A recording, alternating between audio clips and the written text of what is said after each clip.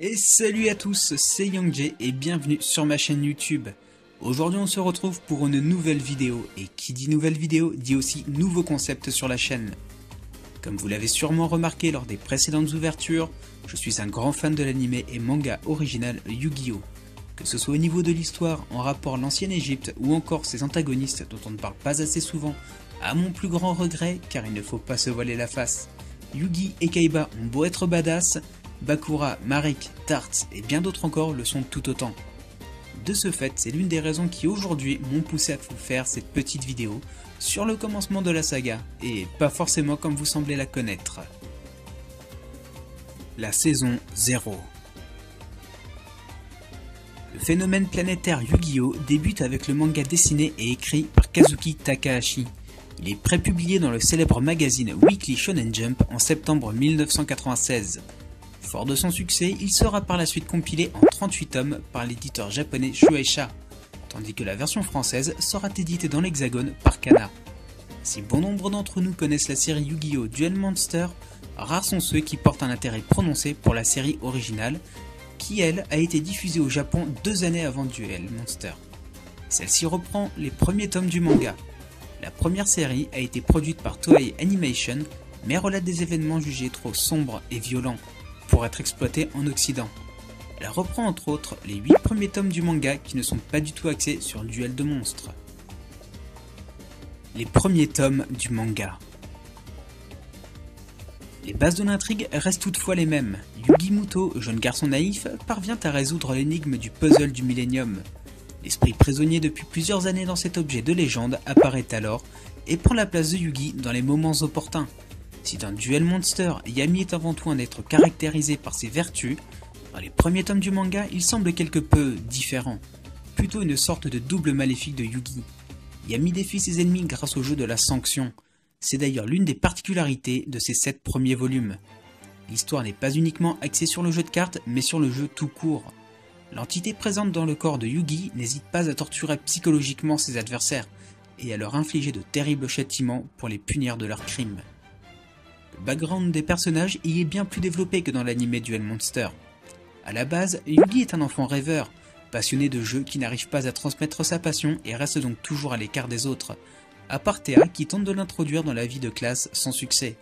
Joey est un gamin perdu dont les parents sont divorcés et qui vit avec son père alcoolique irresponsable. À son âge, il rapporte l'argent à la maison et passe sa vie à traîner dans la rue et à se battre. Avec son meilleur ami Tristan, il s'en prend régulièrement au petit Yugi pour faire de lui un homme. Jusqu'au jour où celui-ci gagne leur respect en les défendant face à un colosse venu régler avec eux une affaire personnelle.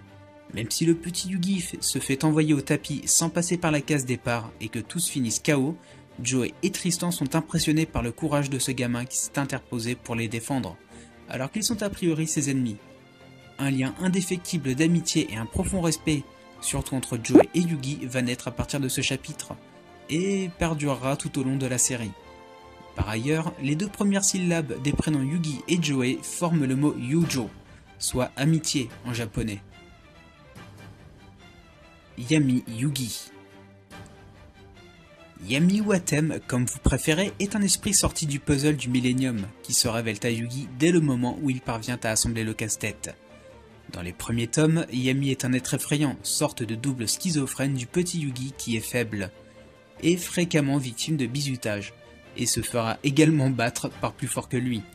Bref, il réunit toutes les conditions pour développer une seconde personnalité obscure. Yami est donc son total contraire. Lorsque le petit Yugi est en danger, Yami sort du puzzle et prend possession de son corps. Il est intelligent, fort, défie sans peur ses adversaires, même les plus forts, dans des jeux qu'il invente suivant la situation. Son expression fait peur à voir, et il pousse à bout ses adversaires, jusqu'à ce qu'ils perdent et se voient infliger le jeu de la sanction. L'un finira totalement fou, un autre sera brûlé vif par son propre briquet, pour avoir osé s'en prendre à Théa. Une bande entière de voyous menée par un rival de Joey sera électrocutée par Yami, pour avoir osé enlever et menacer de mort son ami. On est bien loin de l'image habituelle donnée par l'anime diffusé en France, non? La fratrie Kaiba. Concernant Seto et Mokuba, leurs traits de caractère diffèrent largement au début du manga. Ils sont à la limite de la psychopathie. Lors des premiers chapitres, ils utilisent leur parc à thème, le Desti, pour tenter de tuer Yugi et prouver leur domination. Ce parc inspiré du jeu de la sanction de Yami met en scène un bon nombre d'épreuves cruelles destinées à éliminer le personnage principal et ses camarades. Les premiers volumes abordent également des thématiques relativement matures. L'exemple le plus probant est celui de l'alcoolisme et ses conséquences sur les liens familiaux. Cette emblématique est explorée à travers le personnage de Joey.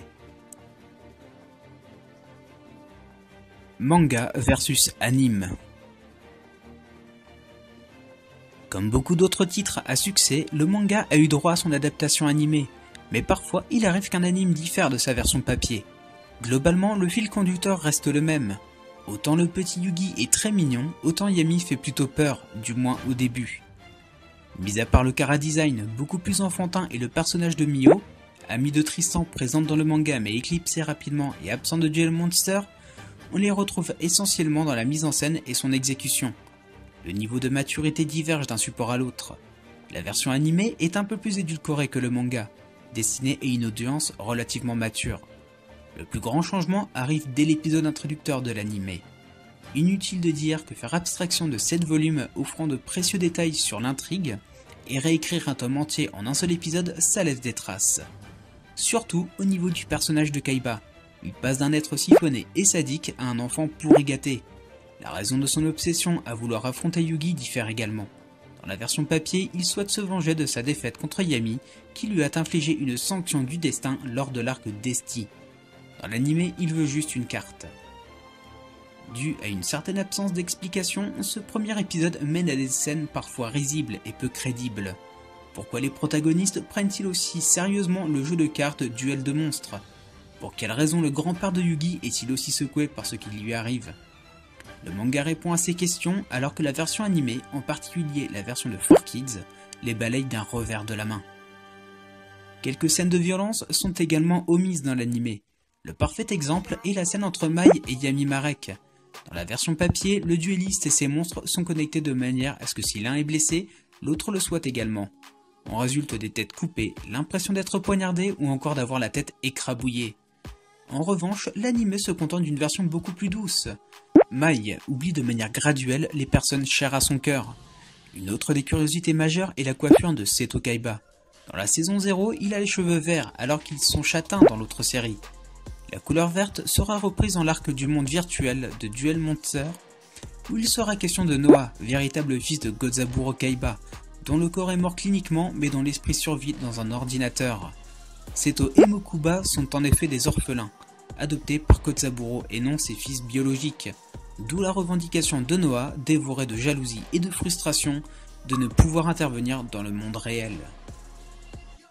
Pour conclure, on peut dire que si cette saison 0 n'était pas passée à la trappe, nous aurions pu avoir une toute autre version de notre manga préféré, qui aurait été aujourd'hui bien plus sanglante que nous ne la connaissons. J'espère que cette vidéo vous aura plu. Si c'est le cas, n'hésitez pas à me le dire dans les commentaires car cela me donnera la motivation pour vous proposer encore plus de contenu pour les prochaines fois. Et si ce n'est pas encore fait, n'hésitez pas à vous abonner, à laisser un petit pouce bleu et à partager cette vidéo, ça me ferait vraiment plaisir. Quant à moi, je vous dis à la prochaine, ciao.